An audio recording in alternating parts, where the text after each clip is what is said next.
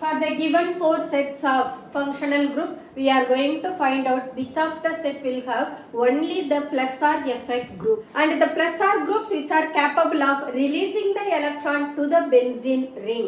But minus or groups are capable of withdrawing the electron from the benzene ring. This is why, because suppose if a benzene ring is bonded with OH, benzene ring, it pulls the electron towards itself.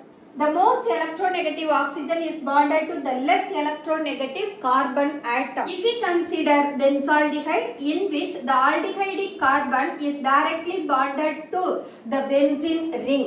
அப்போ carbon கூட தான் bond ஆகிருக்கு. அப்போ there is no change in its electronegative value. அதே நாம functional group பார்த்தோம்னா this less electronegative carbon is bonded with more electronegative oxygen.